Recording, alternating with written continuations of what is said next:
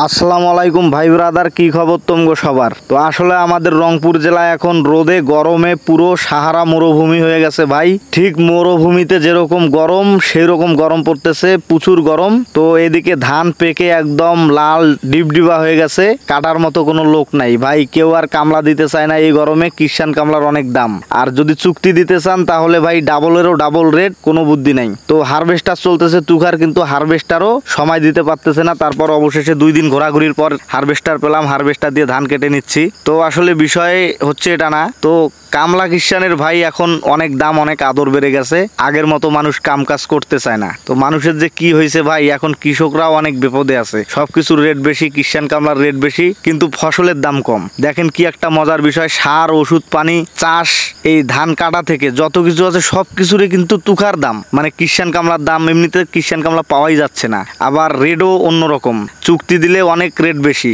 এখন মেশিন দিয়ে কাটবেন, মেশিনও ঠিকভাবে পাওয়া যাচ্ছে না, মেশিন কম থাকার কারণে। আর মোটামুটি ধান চারিদিকে একসঙ্গে পেকে গেছে, যার কারণে মেশিন পাওয়া যাচ্ছে না। দ্বিতীয়ত হচ্ছে কৃষকের লাভ হচ্ছে না, ধানের দাম কম, আলুর দাম কম। আলুতে তো এবার একদম সাঙ্গা মারা শেষ ভাই। আলু যারা যারা করছে প্রত্যেককেই সাঙ্গা মারা খাইছে, মনে করেন প্রত্যেকেরই লস। আমার নিজেরও লস, আমার বড় ভাই কাটছিল তাদেরও লস। তা মোটামুটি লসের উপরে চলতেছে। আসলে কৃষকের যে কি একটা অবস্থা ভাই, এখন বর্তমান যারা যে কোনো আবাদ করতেছে, যে কোনো ফসল লাগাইতেছে, প্রত্যেকটাতে লস দাঁড়াইতেছে। তো লাভের আমি কোনো আশঙ্কা দেখতেছি না, লাভের কোনো আশা নাই, ভরসা নাই। তো ভাই এখন একটা জিনিস চিন্তা ভাবনা করে দেখতেছি, আবাদ সুবাদ মানে চাষবাস সবকিছু বাদ দিয়ে, সাঙ্গা মারা দিয়ে, বাড়ির ফ্যান সারি দিয়ে ভাই সুতি ঘুম পারি। তো এখন বাসায় ধান নিয়ে আসার পর এই ধানটা সেদ্ধ শুকান করতেও কিন্তু কোনো লোকের কোনো ব্যবস্থা নাই।